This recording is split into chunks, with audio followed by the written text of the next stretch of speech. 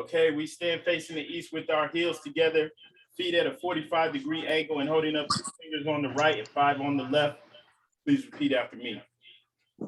Allah, Allah, Father of the universe, Father of the universe, Father of love, Father of love, truth, peace, peace, freedom, Freedom and justice. and justice. and justice. My protector, Allah is my Allah is my protector, protector, my guide, my guide, my God, and my salvation, and my salvation. my salvation. by night and by day, By night and by day. through his holy prophet, Through his holy prophet. through Ali. Through Ali. Amen. Amen. Islam Moors.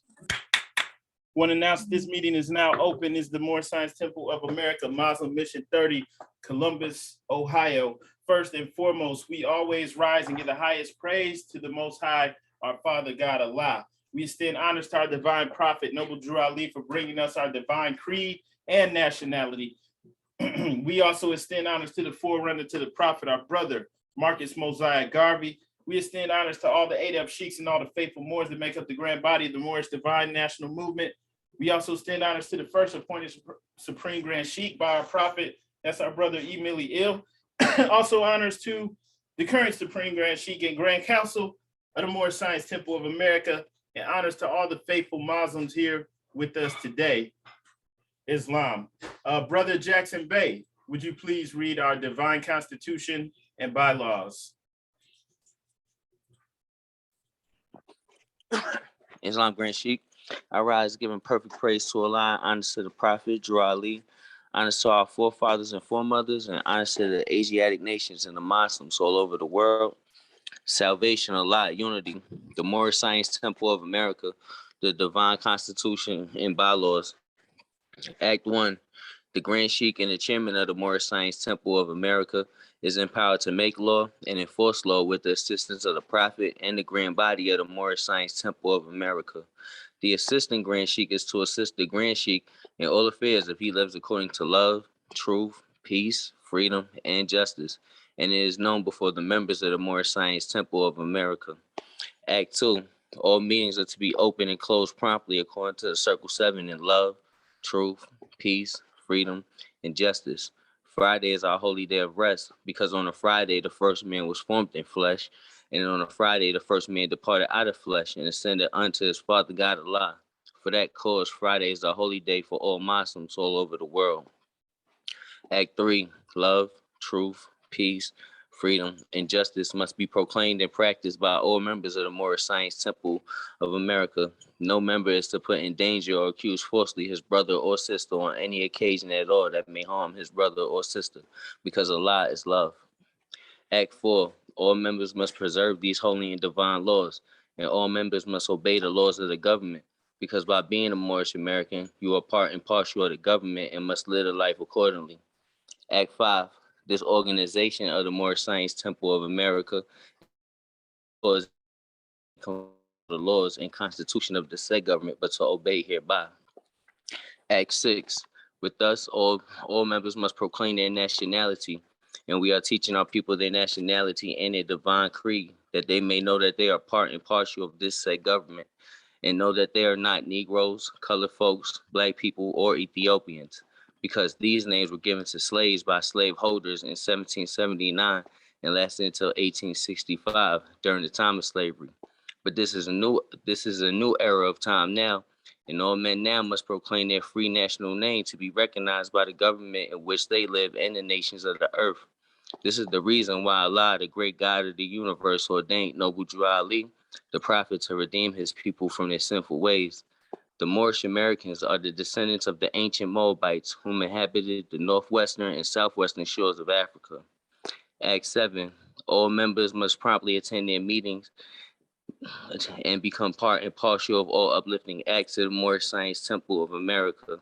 Members must pay their dues and keep in line with all necessities of the Moorish Science Temple of America. Then you are entitled to the name of faithful. Husband, you must support your wife and children. Wife, you must obey your husband and take care of your children and look after the duties of your household. Sons and daughters must obey father and mother and be industrious and become part of the uplifting of fallen humanity. All Moorish Americans must keep their hearts and minds pure with love and their bodies clean with water. This divine covenant is from your holy prophet, Noble Drew Ali, through the guidance of his father, God Allah. Noble Drew Ali, founder, Moorish American prayer. Allah, the Father of the universe, the Father of love, truth, peace, freedom, and justice. Allah is my protector, my guide, and my salvation by night and by day, through his holy prophet, Jurali. Amen. The Moorish Science Temple of America, Home Office of Noble Jurali, Home Office, Chicago, Illinois, USA. Islam, Islam, Islamism. Peace and love, Muslims.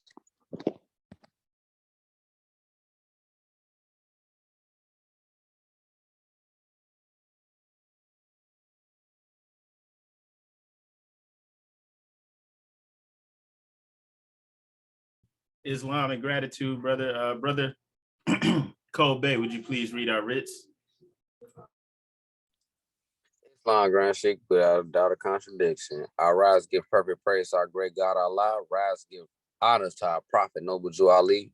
Rise, give honors to the forerunner, Marcus, Messiah, Garvey. Rise, give honors to all ills and bays on the call and all ills and bays on the planet. Prophet warns all Muslims to be read in every meeting. I hereby inform all members they must end all radical speeches while at work, in their homes, or on the streets. We are for peace and not destruction. Stop flashing your cards at Europeans. It causes confusion. Remember, your card is for your salvation. Failure to obey these orders will be a severe consequence. We are for love, truth, peace, freedom. And when these principles are violated, justice must then take its course. Any member or group of members who hold malicious feelings towards the temple or the prophet or violate the divine covenant of the Moorish movement will receive their rewards from Allah for their unjust deeds. All true Moors will and must obey the law laid down to them by their prophet.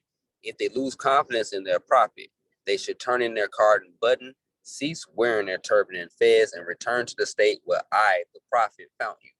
This is a holy and divine movement founded by the prophet Noble Jew Ali, and the prophet is not right, the temple is not right. The prophet, therefore, is sending out a divine plea to all Moorish Americans. They do their part in protecting the prophet and their temple. This is an everlasting movement founded by the prophet through the will of Allah to redeem his people from their sinful ways. Peace, Noble Jew Ali. To the members of the Moorish Science Temple of America, Islam. This is instructions from the prophet Noble Jew Ali. Be faithful unto your forefather divine and national creed, that you will be blessed for your good deeds that you sow in the flesh. Allah is the one that judges the world, and his judgment is on now, but the weak can comprehend it not. Then the times are drawing near, so says Allah to his divine prophet, I, Noble Jew Ali. And that is why many hearts have turned to stone. Many have eyes to see, but cannot see, ears to hear, but cannot hear, lest they'll be confounded of their sins. These are the trying hours now, dear Moors, and every evil spirit is moving, and they are trying every weak mind to overthrow and drag out the true foundation that has been laid, and to cause confusion in the minds of the ones that do believe. But if you have the true love of Allah and the spirit of your forefathers, you fear not what you hear or see, but will sacrifice the utmost of your very life to protect your movement and your prophet. Watch your enemies, dear Moors. Your enemies are the ones that speak against your prophet and ridicule him to the very lowest, and the ones that speak against your divine and national principles of your temples.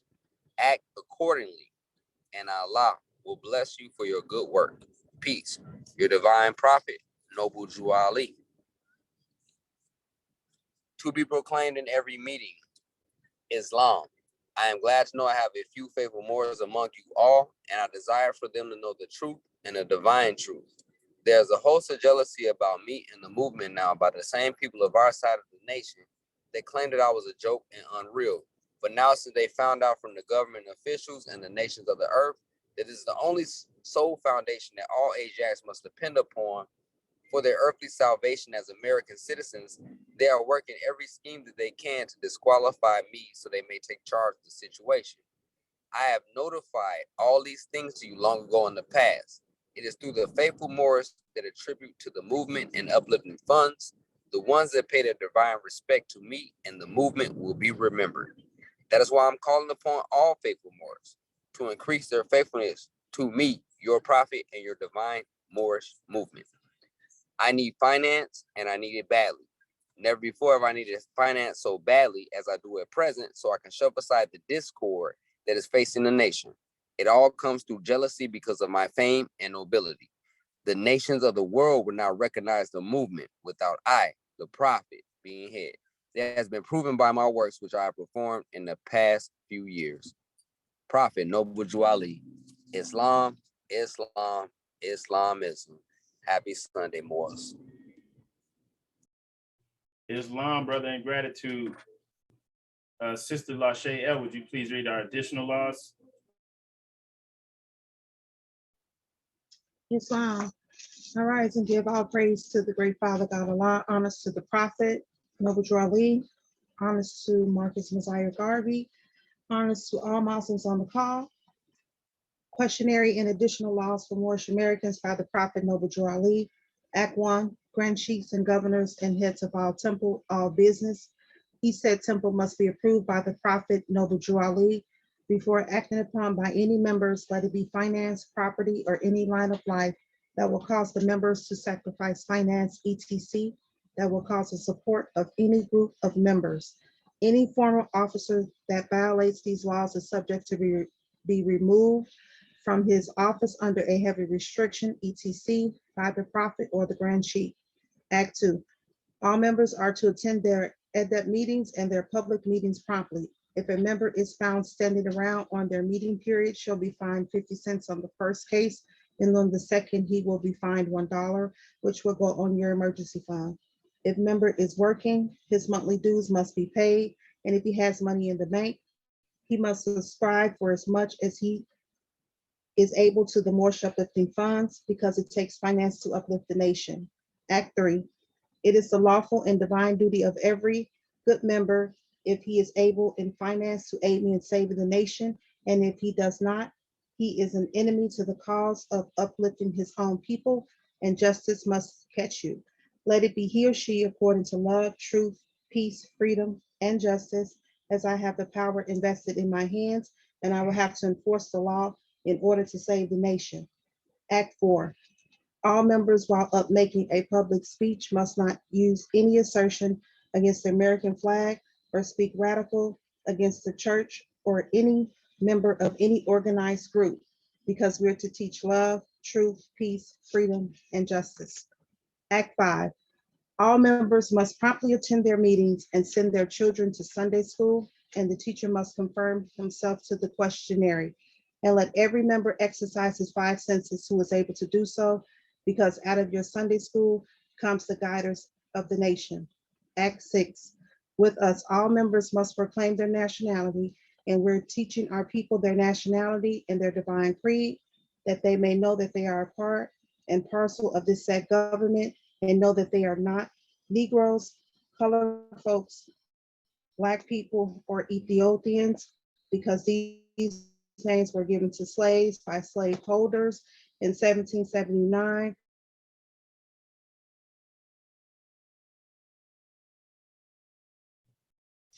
I'm sorry, your audio went out. By the government.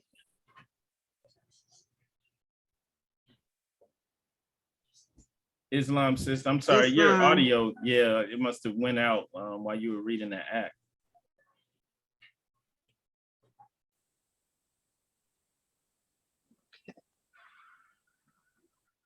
Islam, sis, I see your mic moving, but we couldn't hear you.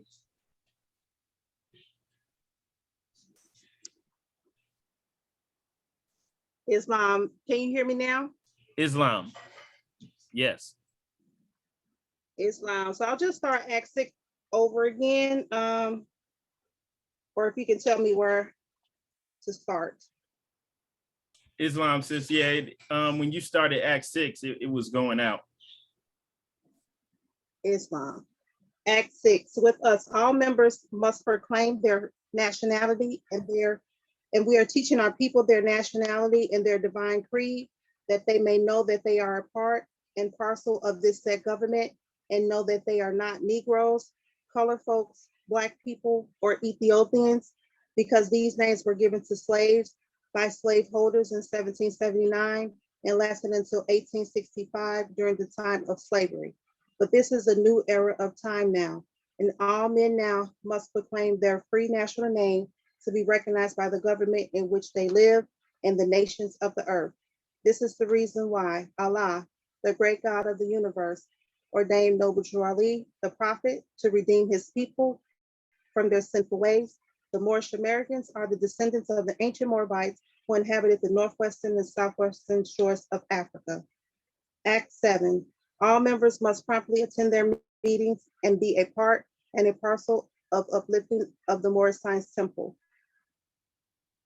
of all uplifting acts of the Moorish Science Temple. Members must pay their dues and keep in line with all necessities of the Moorish Science Temple. Then you're entitled to the name of faithful. Husband, you must support your wife and children. Wife, you must obey your husband and take care of your children and look after the duties of your household. Sons and daughters must obey father and mother and be industrious and become part of the uplifting of falling humanity. All Moors must wash their bodies clean with water. This divine covenant is from your holy prophet, Noble Drew Ali, through the guidance of his Father God, Allah, Islam. Peace and love. All right, Islam sister, and gratitude.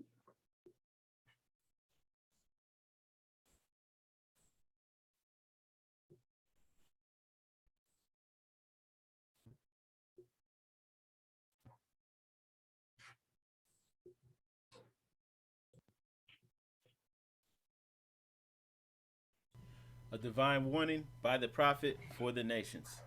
The citizens of all free national governments, according to their national constitution, are all of one family bearing one free national name. Those who fail to recognize the free national name of their constitutional government are classed as undesirables and are subject to all inferior names and abuses and mistreatments that the citizens care to bestow upon them. And it is a sin for any group of people to violate the national constitutional laws of a free national government and cling to the names and the principles that delude to slavery. I, the prophet, was prepared by the great God Allah to warn my people to repent from their sinful ways and go back to the state of mind to their forefathers' divine and national principles, that they will be law abiders and receive their divine rights as citizens according to the free national constitution that was prepared for all free national beings. They are to claim their own free national name and religion. There is but one issue for them to be recognized by this government and of the earth, and it comes only through the connection of the Moorish Divine National Movement, which is incorporated in this government and recognized by all other nations of the world. And through it, they and their children can receive their divine rights unmolested by other citizens, that they can cast a free national ballot at the polls under the free national constitution of the state's government and not under a granted privilege, as has been the existing condition for many generations. You who doubt whether I, the prophet, and my principles are right for the redemption of my people, go to those that know the law in the city hall and among the officials in your government and ask them under an intelligent tone, and they will be glad to render you a favorable reply, for they are glad to see me bring you out of darkness into light. Money doesn't make the man, it is free national standards and power that makes a man and a nation. The wealth of all national governments, gold and silver, and commerce belong to the citizens alone, and without your national citizenship by name and principles, you have no true wealth. And I am hereby calling on all true citizens that stand for a free national free government and the enforcement of the Constitution to help me in my great missionary work, because I need all support from all true American citizens of the United States of America. Help me to save my people who have fallen from the constitutional laws of the government. I am depending on your support to get them back to the constitutional fold again, that they will learn to love instead of hate, and will live according to love, truth, peace, freedom, and justice, supporting our free national constitution of the United States of America. I love my people and I desire their unity and mine back to their own free national and divine standard, because day by day they have been violating the national and constitutional laws of their government by claiming names and principles that are unconstitutional. If Italians, Greeks, English, Chinese, Japanese, Turks, and Arabians are forced to proclaim their free national name and religion before the constitutional government of the United States of America, it is no more than right that the law should be enforced upon all other American citizens alike. In all other governments, when a man is born and raised there and asks for his national descent name, and if he fails to give it, he is misused, imprisoned, or exiled. Any group of people that fail to answer up to the constitutional standards of law by name and principles, because to be a citizen of any government, you must claim your national descent name, because they place their trust upon issue and names formed by their forefathers. The word Negro deludes in the Latin language to the word nigger, the same as the word colored deludes to anything that is painted, varnished, and dyed. And every nation must bear a national descent name of their forefathers, because honoring thy fathers and thy mothers, your days will be lengthened upon this earth. These names have never been recognized by any true American citizens of this day. Through your free national name, you are known and recognized by all nations of the earth that are recognized by said national government in which they live. The 14th and 15th Amendments brought the North and South in unit, placing the Southerners who were at that time without power with the constitutional body of power. And at that time, 1865, the free national constitutional law that was enforced since 1774 declared all men equal and free. And if all men are declared by the free national constitution to be free and equal, since that constitution has never been changed, there is no need for the application of the 14th and 15th Amendments for the salvation of our people and citizens. So there isn't but one supreme issue for my people to use to redeem that which was lost, and that is through the above statements. Then the lion and the lamb can lie down together in yonder hills, and neither will be harmed, because love, truth, peace, freedom, and justice will be reigning in this land. In those days, the United States will be one of the greatest civilized and prosperous governments of the world.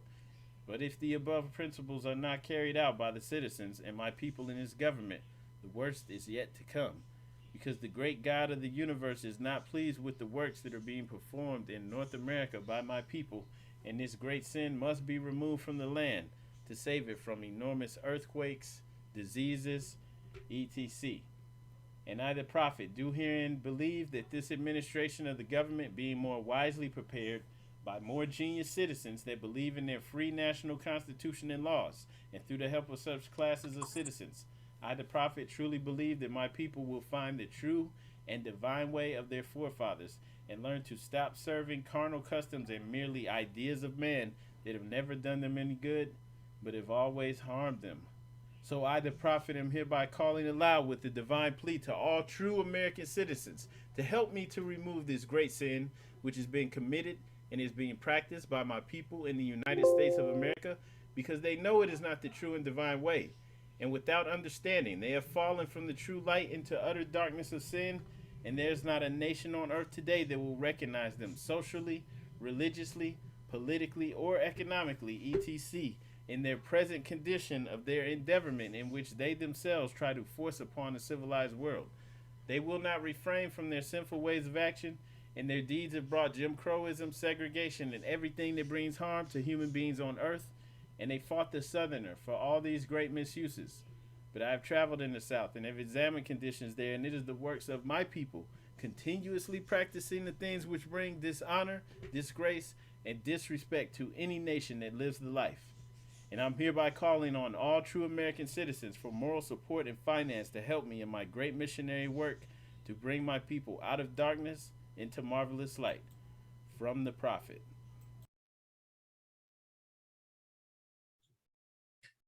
All right, Islam, Moors. Islam. We're going to be in our Koran Questionnaire today, going over questions 30 through 40. Just briefly, just want to touch on some things. All right. Okay.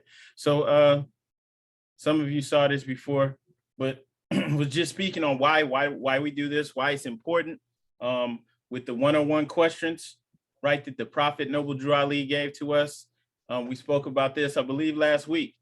how with the for people coming here trying to get citizenship, right? They have to study these 100 civics questions, right? History and government questions regarding the United States. Okay, and then they don't know which questions they're going to get asked. So they're given 100 questions, you know, to go over to study, to understand how this nation is set up, how it works. Okay, and that's just across the board. Like if you just look through, you know, saying what is the supreme law of the land, the Constitution, what is an amendment, the idea of self-government is the first 3 words of the Constitution. What is it?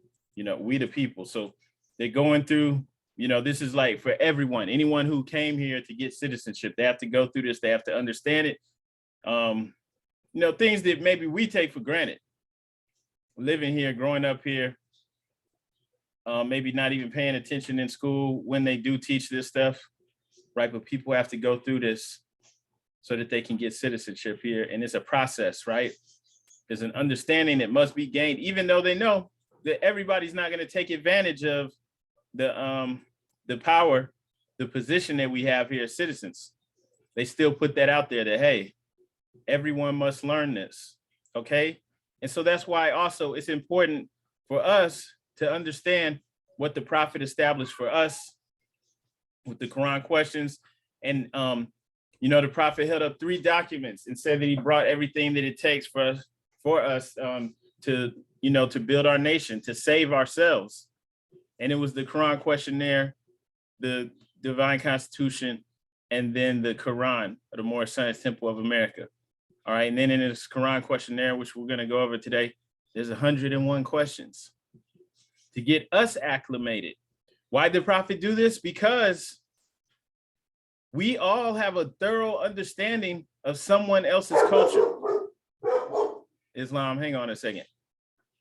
So we all have a thorough understanding of someone else's culture, or of this Western civilization from someone else's viewpoint, that was forced on our ancestors, and that we still gravitate towards to this day. All right. And it didn't just happen overnight. It took a while to get to this point. And so that's why we have to go through and learn, what is the nationality of Ruth, right? What is the modern name for Moabites? Where's the Moroccan Empire? Northwest Amexem, right? What is the modern name for Amexem, Africa? Excuse me. So we have to come through and learn this. And even the questions that's in here. What is an angel? An angel is a thought of Allah manifested in human flesh. So we're not going to someone else and asking them, what do you think an angel is? Or asking someone else, seeing someone else as an authority figure, because that's what we tend to do. We tend to look to people that don't look like us, people with different cultures, with different agendas, as the authority figures, right? We look to them for validation, but we don't need that, because not knocking anyone else's point of view or anything, is just that we have divine instructions, right? From one of us.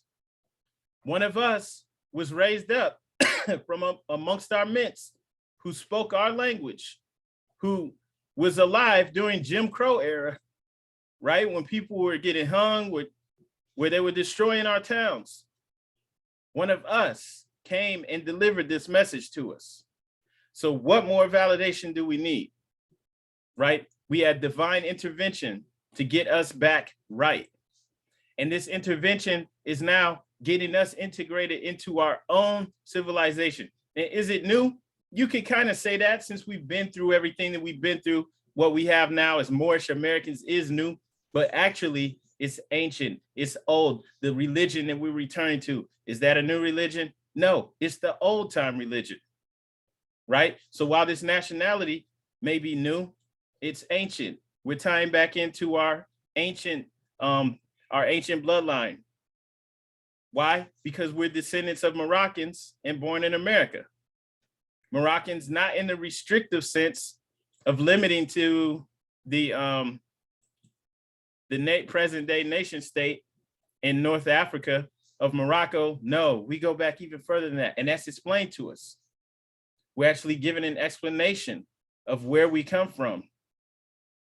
And that's in our literature that the prophet gave to us. So this is important. So we don't have to go to anyone else for validation. Matter of fact, we can validate it ourselves through our own research, through our own scholarship.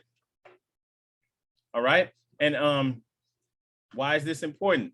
You know, there's a statement, an oral statement where allegedly the prophet said he needs a few more with the good European education, right? And if you really think about it, all of us have a good European education. Even if you dropped out of school, you have a good European education, because not only do you get it from school, but you get it from regular just society. You get it from TV, video games, right? Music, everything. You're indoctrinated.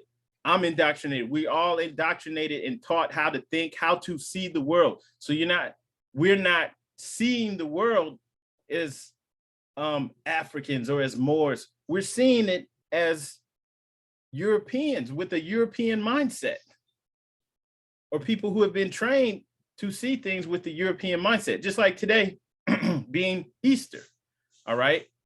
Now, not knocking it for, you know, anybody celebrates that and everything, but, you know, Easter is Ishtar.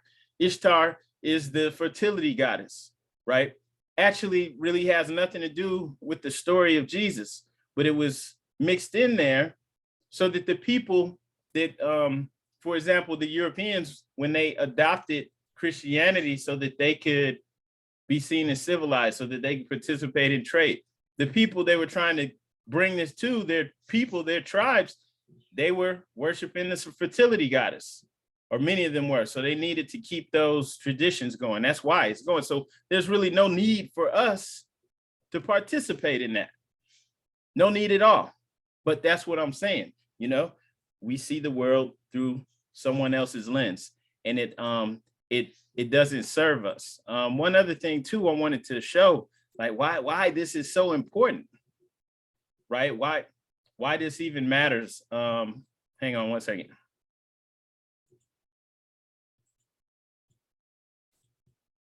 All right, so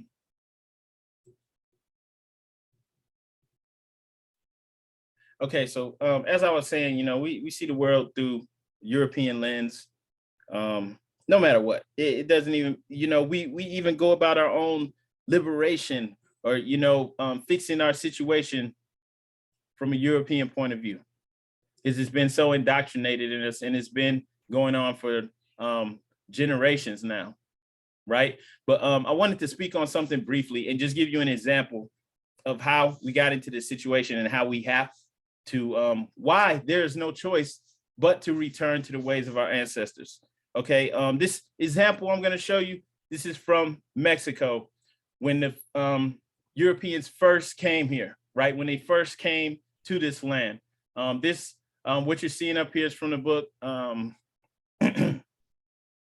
Mysteries of the Mexican Pyramids, okay?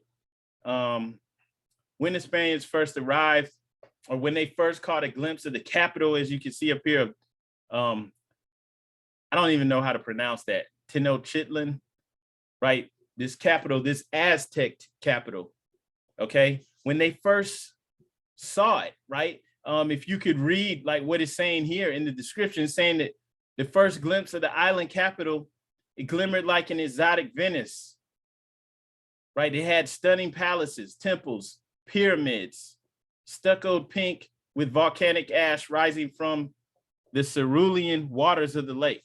They thought they were dreaming. The city had 300,000 inhabitants, bigger than any city in Europe. They had freshwater aqueducts. They had canals, and they had paved streets, right? And then it's saying, they're comparing it to more Spain, right? It's saying like the arcaded square is twice as big as Salamanca's, right? This is in Spain, if I'm not mistaken. They had marketplace where there's 70,000, it says, Indians going back and forth, you know, selling their products, right? They had fine jewelry.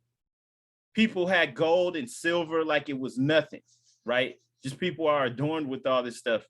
They had zoological gardens. It says they have palaces higher than the Cathedral of Seville. Once again, going back to Spain, right? People, regular people, have large and beautiful private homes with gardens, right? So they have all this stuff going on.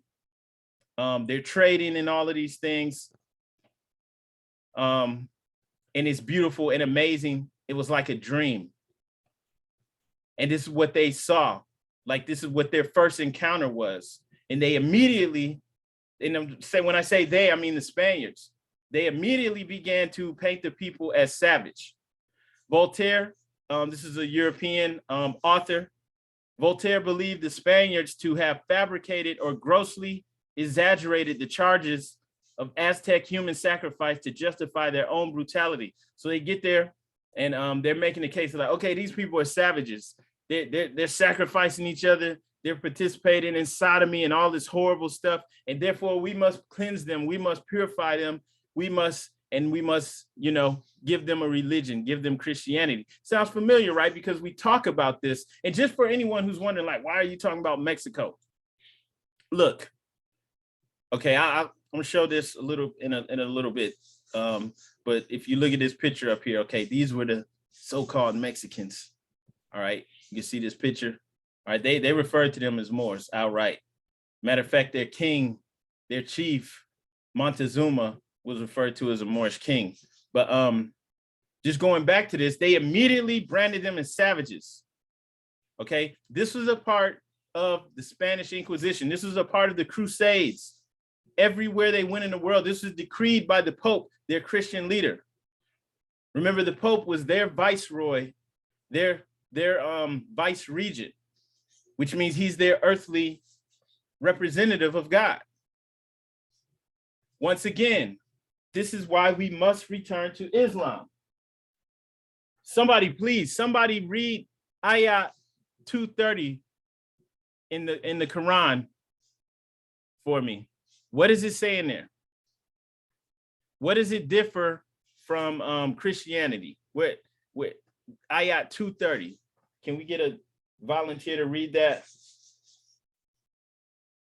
It's for the Christians, especially the Catholics, but just Christians in general. The Pope is their vice regent. That's it.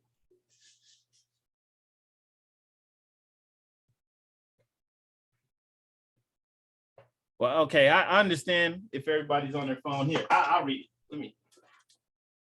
Okay, here we go. Islam. Okay, Islam says. It says, behold, thy Lord said to the angels, I will create a vice regent on earth. They said, wilt thou place therein one who will make mischief therein and shed blood? Will we do celebrate thy praises and glorify thy holy name? He said, I know what ye know not. All right, Islam, sister. And so that, just to give some more understanding of that verse, this is Allah speaking to the angels, and he's speaking about Adam, speaking about man. Okay, so he made man his vice regent on earth. Okay, and so this is why, again, the prophet returned this to us. We have to return to Islam, right? First off, in Islam, one thing that differs from Christianity, they teach that you're born in sin. In Islam, we know that we're not born in sin. We're all born with the perfect capacity, with the infinite capacity, right? To unfold fully the capabilities of Allah within us. So we're not born in sin. And then two, the Pope is not our vice regent for Allah. We are, you are, each and every one of us. Okay, so that's, very important. We have to return to that. And so immediately the Spaniards get here and they start to brand the people who, I'll show you, they call them Moors, but they immediately began to brand these people as savages and grossly exaggerating, these charges against them to make the case for why they have to do what they have to do. Like they didn't want the word to get out either. They did not want the world to get out of how they were treating the people. Okay, because everyone has rights. So just some examples. So great was the terror in Mexico. About 1530, the Indians desisted from relations with their wives to avoid having children doomed to slavery. When asked to describe Christians, an old chief replied, they asked for maize, for honey, for cotton, for women, for gold, for silver. Christians will not work. They are liars, gamblers, perverse, and they swear. Once again, we're not attacking Christianity. We have to tell the truth, though. What am I supposed to do? We have to tell the truth. So this is not an attack. This is history. This is an eyewitness account from 1530. These were the Crusades, right? This is Christianity, them against the Saracens. Anytime you hear that word Saracens, you're speaking about the Moors, talking about us, regardless of where they are in the world. Okay. Once again, individuals were torn from their families to work as slaves in gold and silver mines, branded on their faces. Excuse me. All right. Branded on their faces each time they changed masters. The prettier women were raped and infected with the pox, smallpox, leprosy, and all manner of plagues. Okay. So this is what was going on. And this is how we came into Christianity and how we started celebrating all the holidays like Easter and Palm Sunday and all of that. Excuse me.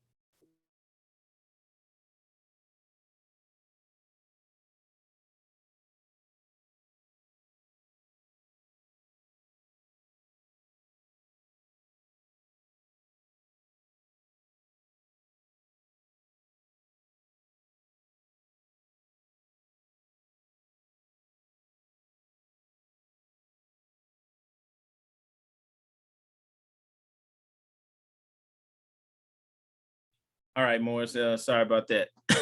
So this is how we came into Christianity. You had the massacre, but then also just some more examples. Spanish apologists reported that their presence has saved 600,000 Indian lives from being sacrificed on the altars in the first 30 years of the conquest. They said God truly did them a great service by entrusting them to the Spaniards, who converted them and treated them so well. Right? They stole their land, took everything from them, and then branded them as savages. And now we're civilizing them, right? That's how we got into this position. According to the Spaniards, Indians were supposed to know only the Our Father, Ave Maria, Credo, and 10 Commandments. Reading and writing were considered as dangerous as the devil, right? Because even if you really read the Bible, you see that it doesn't say that we're born in sin. Also, you read that it doesn't say that the Pope is supposed to be your vice regent. They made up these things. Those were made up by man. So, we weren't permitted to read, right? And this is real. This is the case in Central America as well as up here. But as I was saying, right, this has something to do with us, right? In this same area, okay, while you had these, in this time period, right, 1500s, right, they say, Columbus came over here 1492, right after Moorish Spain fell. So after that came this Inquisition, the Crusades, the same thing that was going over there in Europe, in Spain, where they're killing Moors. You either convert to Christianity or you die. And even the ones who converted to Christianity, they were under the gun, always being watched. If you're doing anything that looks like you might still be a Muslim, we're going to get you. They did the same thing over here. Okay. I'm not going to read about all of the stuff that they were doing here, but it's crazy. I mean, I did want to share one thing with you though. All right. Now this in particular, speaking about Spain, but it is very interesting. Okay. It says, as a deterrent to possible opposition in the New Spain, 34 Negroes, including 4 women, were hanged and decapitated in Mexico City. Okay. So this is speaking about the Spanish Inquisition, right? How they were punishing the Moors and anyone who, who seemed like they were sympathetic to them or anything, right? So why is it in Mexico? First off, what are these 34 Negroes doing in Mexico? Right? And then why are they punishing them? Like they understood what was going on with the Inquisition. They were sympathetic to it. You understand? So we're not taught this. We're taught history, from a European perspective. So we don't even know how to perceive the world. You don't even know how to perceive what's really going on. No one is teaching you this, right? They're definitely not teaching you about the Crusades against us, but they're also not telling you that there were people over here, Moors, already over here, and that they were going through the same thing, okay? So in this depiction, you see that, but as a deterrent to possible opposition in New Spain, that's over here. 34 Negroes, including 4 women, were hanged and decapitated in Mexico City. And this is what was going on, right? And just to show you, there's no confusion about who the people that already inhabited this land, who they were. The Spaniards, this is an account from the Spaniards during the century after the conquest, when Spain was virtually sealed off from the rest of the world. An Englishman, Thomas Gage, did manage to visit Mexico as a Dominican friar, right? And so just to skip down a little bit, he did missionary work in Central America between 1627 and 1637. Gage was struck in Mexico by the women, the apparel, the houses, and the streets. He noted that almost half the population of the city sported coaches, right? They had coaches, many of which exceeded in cost the best of the court of Madrid and other parts of Christendom. So they had their own, coaches, like for, pulling horses and things like that. For they spared no silver nor gold, nor the best silks from China to enrich them. Okay. The streets, they lined the streets with goldsmiths and silversmiths. Then Gage found men and women excessive in their apparel. The apparel of this baser sort of people, of blackamoors and mulattoes. Okay, very clear reference to them.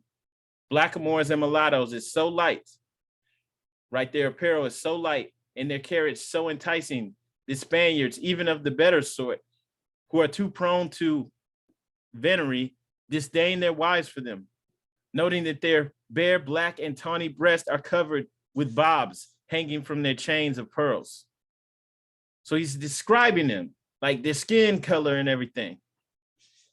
They're Moors, okay, in that area. This is what they found here. And this is how it got changed over. This is not taught to us. The only one who brought this to us was Prophet Noble Drew Ali. And he was teaching this in the 1920s. Okay, so when the prophet is telling us the modern name for Amexem, right, and telling us about our dominions, where's the Moroccan Empire? Northwest Amexem. Northwest Amexem is right here, northwest, in North America.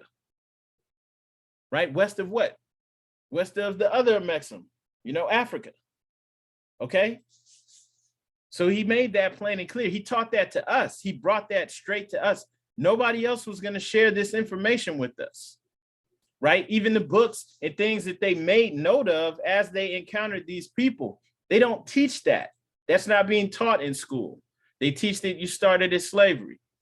Right? But we don't need that because we have divine instructions. Right? If you look at chapter 45 in the Holy Quran, the divine origin of the Asiatic nations, and we're given the descriptions of all the people that are Asiatic, the Asiatic nations of North, South, and Central America, the Moorish Americans that are Mexicans of North America, Brazilians, Argentinians, and Chileans in South America, got Central America, all of these people are Muslims. So we have actually a huge family. There's a lot of people who will unify with us. But we have to get ourselves together first. Okay, and then if we look at chapter 47, once again, the dominions are given to us plain and clearly, even the time frame for when this occurred. So when the prophet tells you that your dominions and inhabitation extended from Northeast and Southwest Africa across the Great Atlantis, even into the present North, South, and Central America, and also Mexico and the Atlantis Islands, and then before the great earthquake, which caused the Atlantic Ocean, he's not playing around. Just because nobody else is going to validate this for you. They won't. You have to know how to read between the lines. And also you have to know how to read. Nobody's going to give us this information. Nobody. So the prophet returned this to us. And why? Because we need our own culture, our own way to view the world, our own mindset. So that when we see this now, and you're reading this history, and you see this Aztec tradition that says that their capital was modeled after the lost capital of their original homeland, which was situated on an island in the middle of a lake surrounded by rings of canals and interconnecting dams. Now you know what they're talking about. You know what they're talking about because if you look at history, you look into history, you'll see the connection. You'll see how you fit into that. You see what he just described their capital, this Aztec chief just described their capital, their ancient capital that they come from as being an island situated in the middle of rings of land and canals of water, right? And this structure's still here. It's in Mauritania, okay? So the structure's still here to this day. It's just nobody's gonna tell you that, you know, this is called the Eye of the Sahara. And they're not gonna tell you that that's you. But these are our people, okay? They even have tales. These same people have stories of Voltan, who was one of their ancient leaders, has a story of how they appeared there. He appeared from the Atlantic. He arrived from the Atlantic Ocean, right? He came across the Atlantic. And then if you dig deeper into that, you'll see the same thing, same story with that same structure that I just showed you, okay? And so the prophet returned this to us. And it's not a game. This is why we have to come in. This is the only way for our salvation. Excuse me, I thought I had that up on the screen, but yeah. So this is the only way. It truly is. And you can't look for validation from anyone else. You have to be able to understand how to interpret everything that you're seeing, because this is the biggest secret, that it was all based off of you. But at the same time, it's not good enough just to have some information, right? Because all types of people have information. They're not going to do anything with it, okay? And then also, still, if you don't deprogram yourself, right? If we're not doing the work to get out of this European mindset approach to everything, right? We don't even know. We still looking to other people to validate it, right? We still looking outside of ourselves, right? You don't want to listen to the prophet because he's too dark skinned or something. Like we you know, that's a sickness. It's a sickness, right?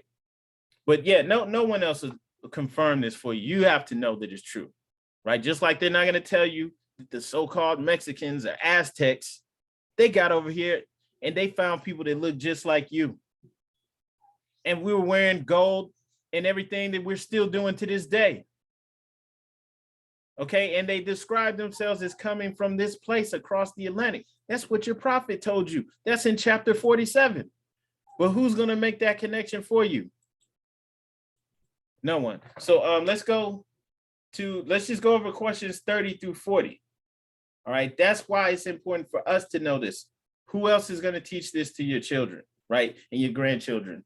Who else is going to act on this if you don't act on it, right? Also with the temple, like, you know, who's going to build the temple if you're not going to build it, right? If anybody's wondering, like, when you going to get a building?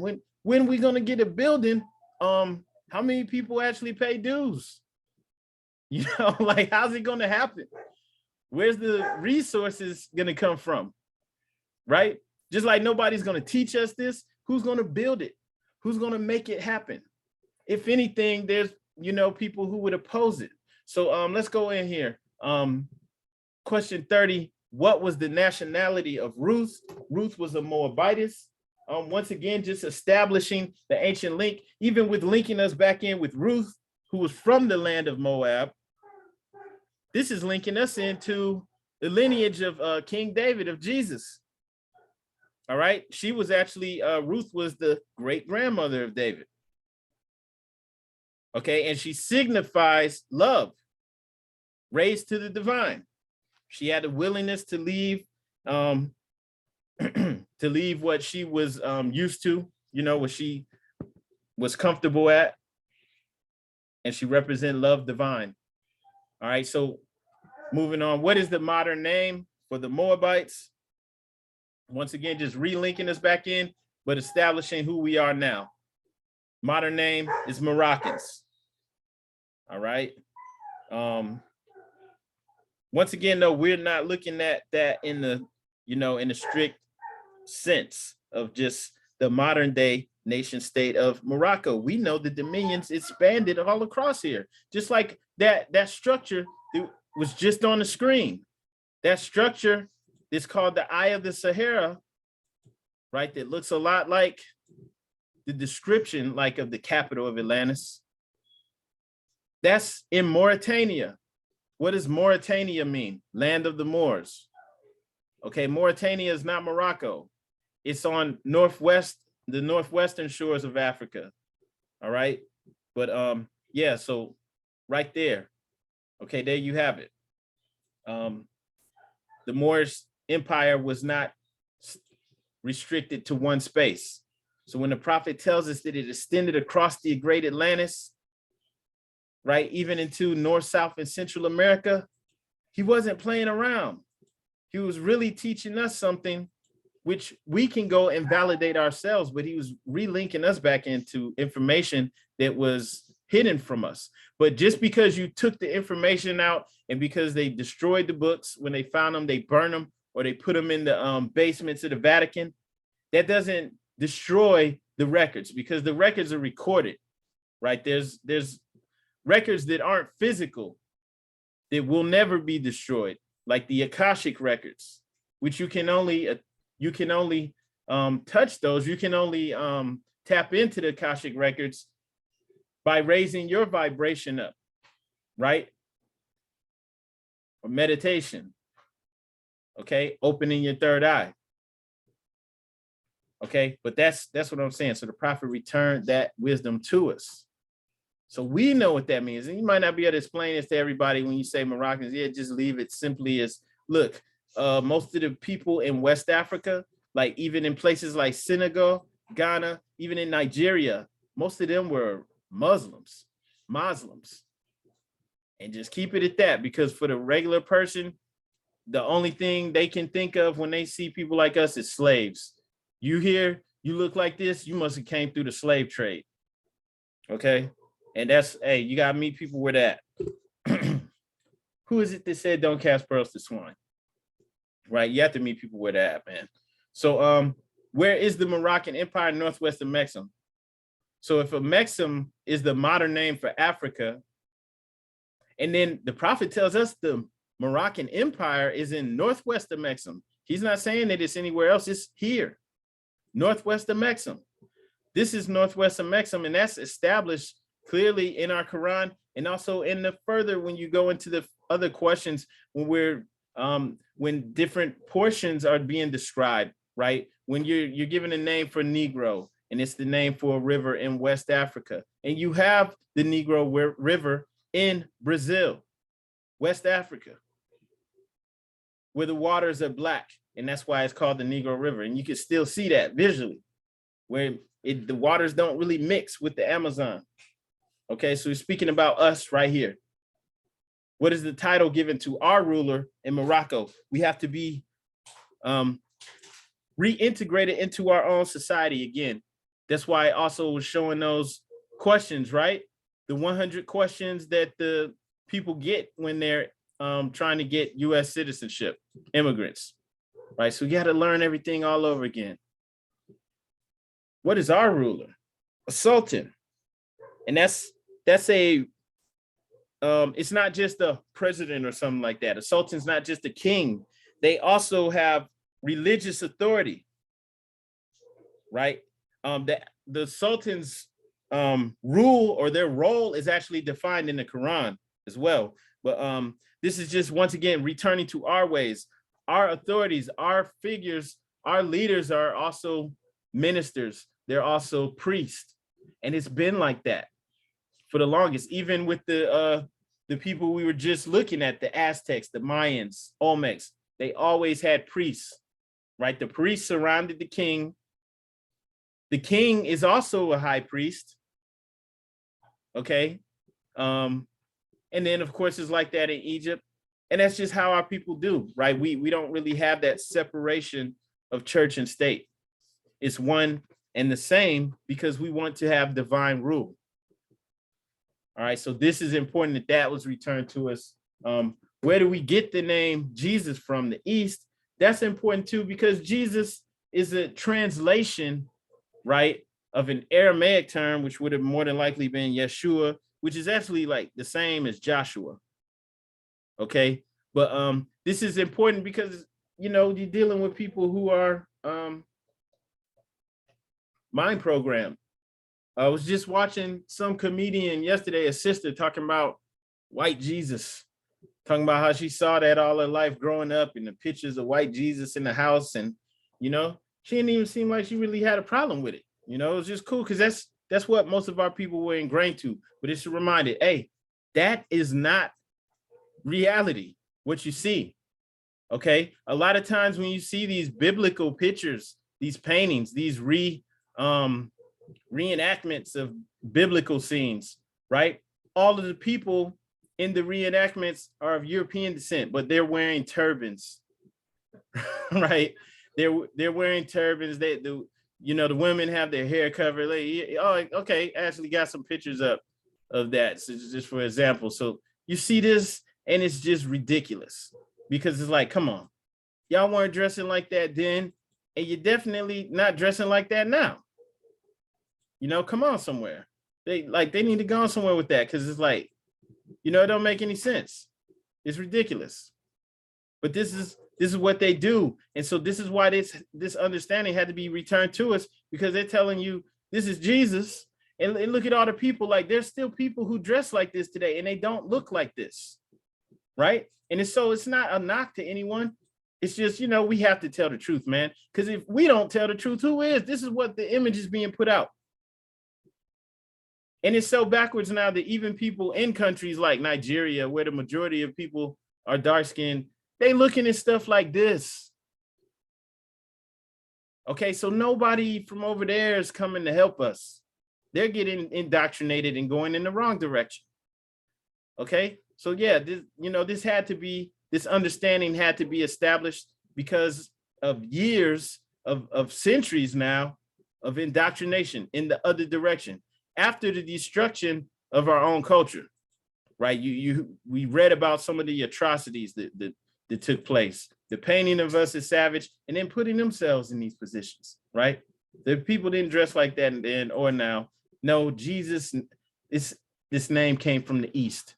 If it came from the East, he had to be Asiatic, right? So we all need to have that understanding. That should be clearly understood, though. Hopefully we all got that. Okay, and what does the name Jesus mean? Jesus means justice. Okay, so this understanding is also given back to us. This is signifying justice, signifies man's religious consciousness, which truly worships Allah, and it conforms to divine law. Okay. Did the angel give to the child that was called Jesus a holy name? Yes, but it cannot be used by those who are slaves to sin. The angel, once again, was a human, was a person. Because what are angels? Well, that's the next question, but angels are thoughts of Allah, right? Manifested in human flesh, right? So we're speaking about a human, Gabriel, coming to Mary and Elizabeth, right? And giving them the name, but the name also is also signifying that there's still some secrets. There's still some things that you must do work before you can attain to this, right? Because there's power in it. All right, there's power in everything, depends on how you use it, but there's still power in the names and the vibrations. And how can you not be a slave to sin? Well, you have to do the work on subduing the lower self. This is something that doesn't appeal to a lot of people because a lot of us are caught up in a European mindset, way of thinking still. So we're coming in here thinking this is something I could still, be sagging my pants, right? Where now what people wearing now, skinny jeans, but still sagging them so low, your underwear showing, right? Getting high. I'm gonna be getting high and drunk. And you think you deserve the holy name? You think, you like, come on, man.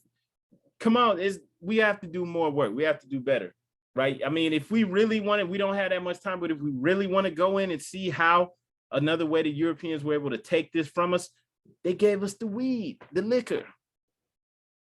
Okay? Things like this weren't being abused. If people had peace pipes and things like that, it was used ceremonially. So they started this culture of doing things in an excess. And that's why you'll hear about the fire water, them giving the Native American the liquor, right?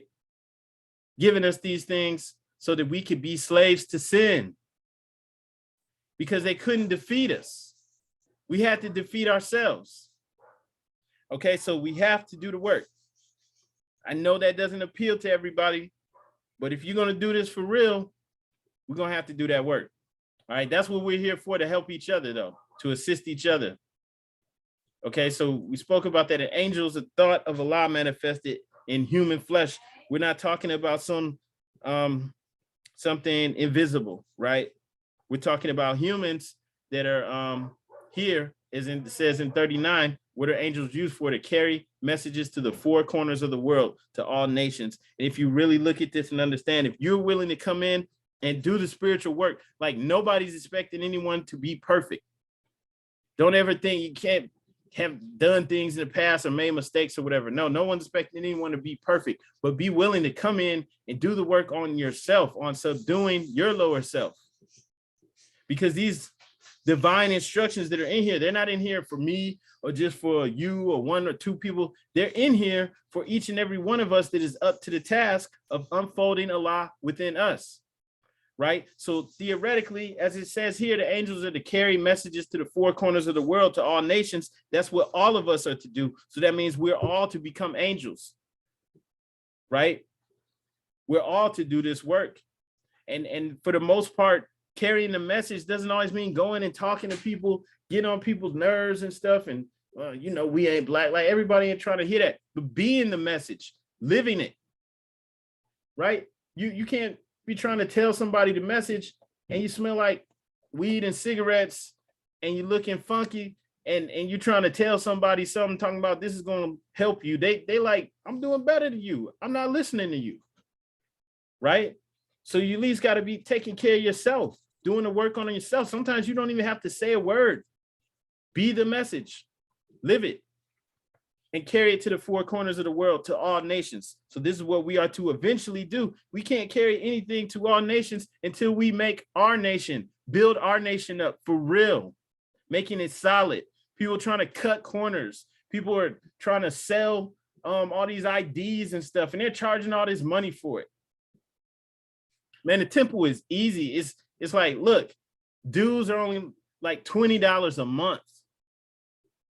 No, but this is not a scheme. Nobody's getting rich off of this. I'm doing this straight charity. Like, I'm, just giving back. We're not getting paid, right? So I'm only saying this because it's not some scheme. Nobody's over here getting rich off this, right? This is the Moorish divine national movement. It's supposed to be built up by us. Why did the prophet have it where we finance it ourselves? What happens if somebody else is giving you money or helping you do this and that? They want something in exchange. They want influence. Why? So they can make it messed up, right? Like, we're not in here like, oh, you have to learn Arabic. Like, why would you have to learn Arabic for? There's nothing wrong with learning it or learning any language. Go learn French, learn Swahili, whatever you want to learn, Japanese. But no language is closer to Allah, right? So it's not like that. We're not taking on someone else's culture, No. So this is from us. All right. So we're all to come in, if we're really about this mission, to do the work on ourselves to bring out Allah within us, and then to carry this message out to the four corners of the world. But first, to all nations, we can't go out and try to help other nations. We have to build our own. So we have to do it for real. Like I was saying, you got people trying to scam, trying to sell all these IDs that are useless, trying to sell license plates. And it's like, why are you selling license plates? You don't even have a town, let alone a real, deal government that is structured, that is safe, that is ran by you, right? So we have to build ours up first. And then talk is cheap. We build ours up, then we can carry the message to the entire world. But we're to become those angels. So what is our prophet to us? He is an angel of Allah who is sent to bring us the everlasting gospel of Allah. If we look at chapter 48, verse 1, it says, the last prophet in these days is noble Drew Ali, who is prepared divinely in due time by Allah to redeem men from their sinful ways and to warn them of the great wrath which is sure to come upon the earth. So not to harp on the negative, but that great wrath is here. It's sure to come. Even though we try to be positive and act like people will have a chance to change and they're going to do right, they're not, The wrath is here. And that's why, I'm thinking this is why you're here. You're heating the car.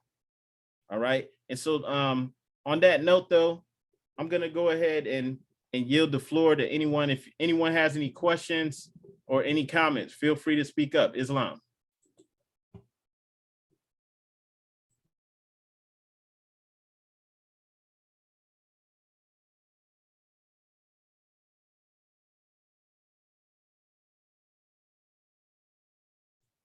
Islam, we sure no questions or comments. Now's the time to speak up.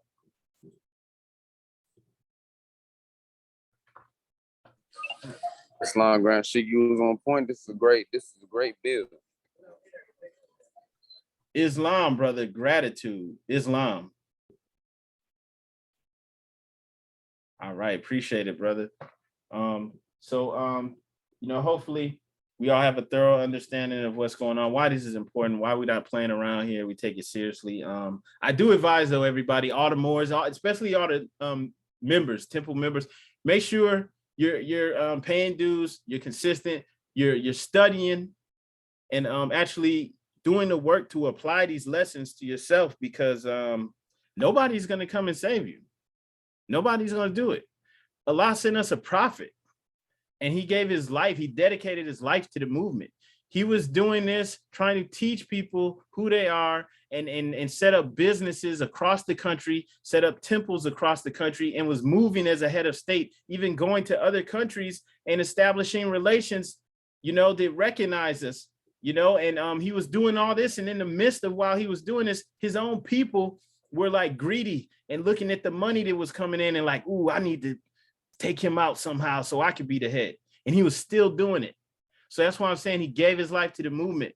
And that's pretty much all he could do. I mean, you can't expect somebody to do anything else. He brought us everything. Now we have to take it and save ourselves.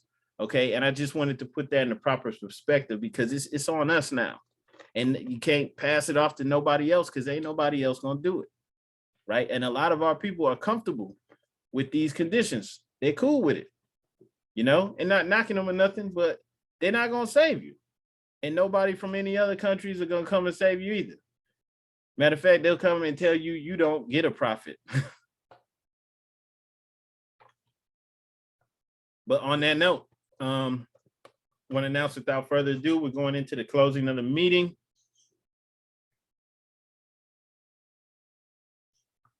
Before we close, just ask one more time. Any questions? Okay. Islam. Islam. I was asking, how many prophets was there?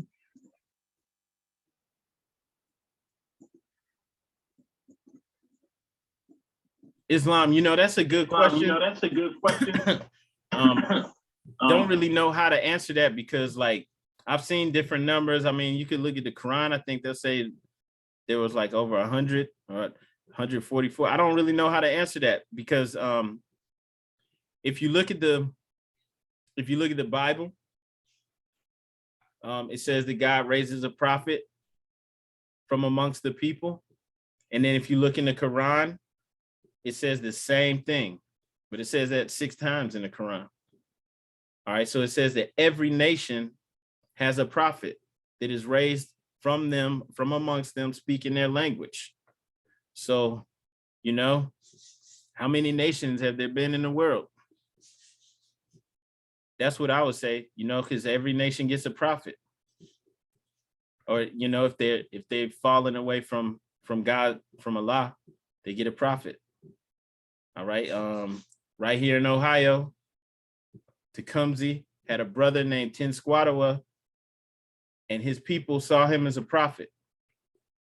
Who am I to say that he was not a prophet? Because the message that he had was similar to the prophet Noble Drew Ali's, was getting the people to go back to their own ways, to go away from the culture and religion of the European, and to return to the ways of their ancestors.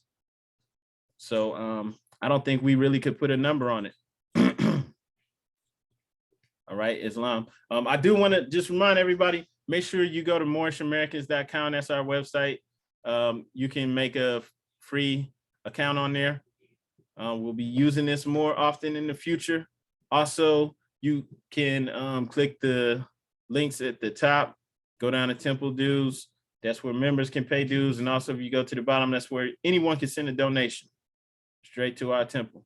All right. So everyone, make sure you go there, MoorishAmericans.com. And on that note, unless there's any other questions or comments. Yes, I have a question. Islam. Islam, brother. Okay. Is there any do we have our own notary? You know what? I believe I know one of the members is a notary. I haven't talked to him in a while though, so you know he hasn't been in the meetings in a while, but at least one member is a notary. Okay. Wow. Okay. Like it really, like, you know, I know that would really come in handy to have our own notary. Islam. Oh yeah, I agree. Islam. So man, I would have to reach out to see if anybody else maybe is, you know, registered as a notary, but you know, all I can think of is just one brother. Islam, Sister Cole Bay for Florida. Islam. We're waiting on the information to come in. I'll be doing the notary as well. Islam. Are you would you say that again, brother? I'm sorry. Are you in the area? Islam, the state of Florida, traveling notary. I gotta look into that. But as far as notaries in the state of Florida, Sister Colby is, and I'm going through doing the testing now. Islam. Okay, yeah, we are. Well, I'm in Ohio Republic. So I'm like way north. I mean, are you north? Islam. No, sir. No, but I used to be out that way. Islam. Oh, Islam. All right, Islam. Yeah. So that might be something we'll have to work on. All right. Does anybody else have any questions or comments?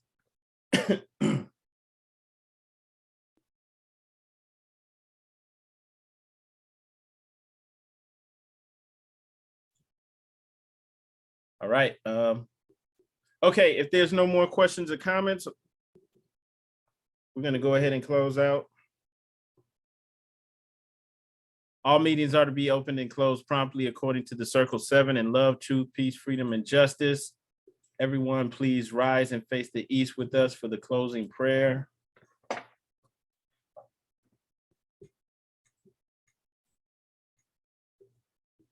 Okay, so we stand facing the east with our heels together, feet at a 45-degree angle, holding up 2 fingers on the right and 5 on the left.